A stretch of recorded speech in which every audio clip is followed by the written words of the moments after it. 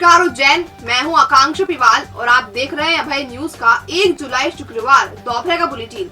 आइए एक नजर डालते हैं शहर की बड़ी खबरों पर। इस बुलेटिन के प्रायोजक है आरके डेवलपर्स। शानदार घर खरीदें अब अपने बजट में।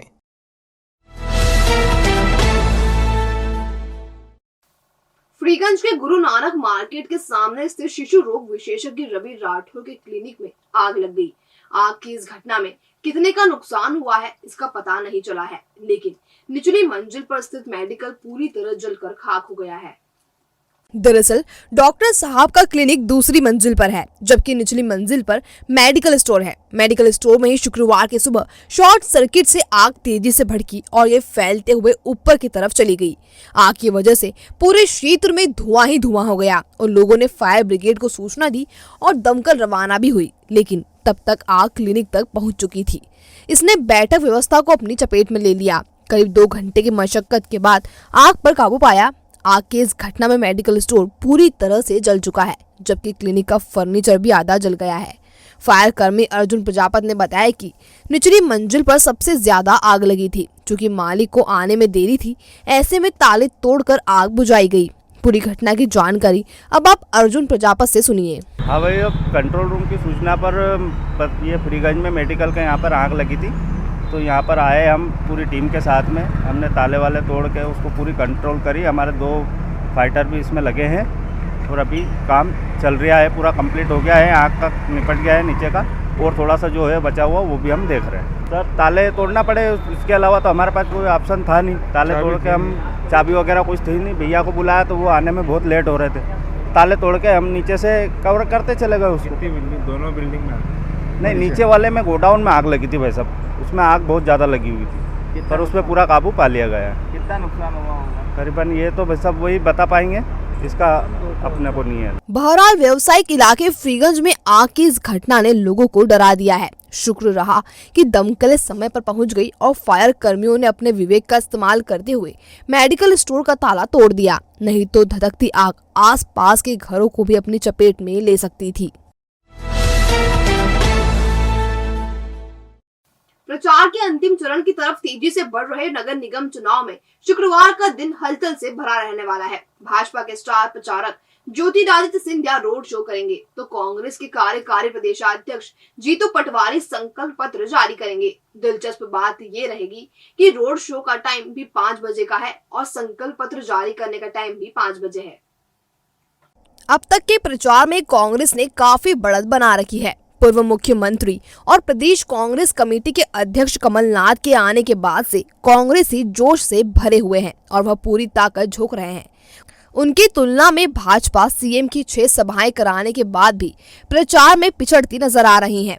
सोशल मीडिया पर कांग्रेस प्रत्याशी महेश परमार काफी बढ़त लिए हैं, तो भाजपा प्रत्याशी मुकेश रटवाल की उपस्थिति यहाँ कम नजर आ रही है।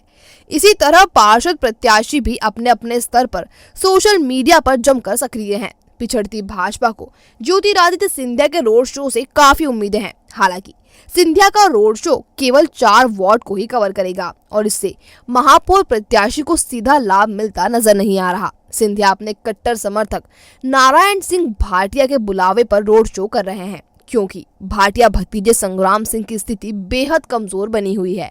वार्ड 48 के नानाखेड़ा यानी गेल चौराहे से सिंधिया रोड शो शुरू करेंगे। वह एकता नगर, तेजाजी नगर चौराहा, शांति नगर, मंचामन चौराहा होते हुए हनुमान नाका तक जाएंगे। इधर कांग्रेस ने भी सिंधिया के समय पर ही अपना संकल्प पत्र जारी करने का ऐलान किया है। कार्यकारी प्रदेशाध्यक्ष जीतू पटवारी शाम 5 बजे होटल श्री गंगा में पार्टी का संकल्प पत्र जारी करेंगे। इसमें समस्त मीडिया को बुलाया गया है। स्थानीय कांग्रेसी भी इस दौरान उपस्थित रहेंगे। 15 दिन से बीमार भगवान जगन्नाथ अब ठीक हो गए हैं। शुक्रवार की दोपहर वह श्रद्धालुओं को दर्शन देने के लिए रथ यात्रा के रूप में शहर में निकलेंगे। इस्कॉन प्रबंधन शुक्रवार की सुबह से बुधवार क्षेत्र में यात्रा की तैयारी करता नजर आ रहा है। आषाढ़ कृष्ण पक्ष की द्वितीया तिथि पर भगवान जगन्नाथ बीमारी से ठीक होते हैं। ऐसा माना जाता है कि ऋतु परिवर्तन के कारण भगवान 15 दिन बीमार रहते हैं और इस दौरान उनका इलाज चलता है। इस कारण उनकी दिनचर्या बदली रहती है। रथ यात्रा वाले दिन वह स्वस्थ होते हैं और भक्तों को दर्शन देने के लिए भ्रमण पर निकलते हैं। पुरी की प्रसिद्ध जगन्नाथ यात्रा की तर्ज पर इस्कॉन के आने के बाद से उज्जैन में भी रथ यात्रा निकलना शुरू हुई है। इसके लिए लकड़ियों का रथ भी तैयार किया गया है। यात्रा की तैयारी के लिए बुधवारिया क्षेत्र में बड़ी संख्या में इस्कॉन भक्त जुटे। हरे रामा हरे कृष्णा के कीर्तन पर उन्होंने भगवान का अनूठा श्रृंगार किया और रथ में सजाया। दोपहर 2 बजे रथ यात्रा शुरू हुई। रास्ते भर भक्त नाचते गाते निकले। जिला अस्पताल में 5 नई मशीनें आने से मरीजों का इलाज अब और बेहतर सुविधाओं के साथ किया जा सकेगा।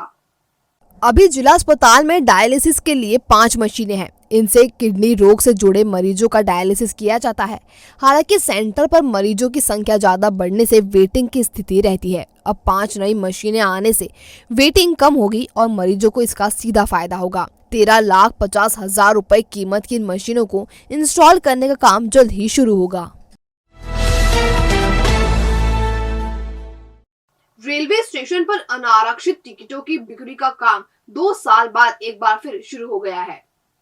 दरअसल कोरोना के कारण ट्रेनों में अनारक्षित टिकटों की बिक्री पूरी तरह बंद कर दी गई थी। ऐसे में यूटीएस ऐप का उपयोग भी नहीं हो रहा था। अब जबकि पूरे देश में कोरोना की स्थिति सामान्य हो गई है, तो एक्सप्रेस गाड़ियों में भी अनारक्षित सुविधा फिर से शुरू कर दी गई है।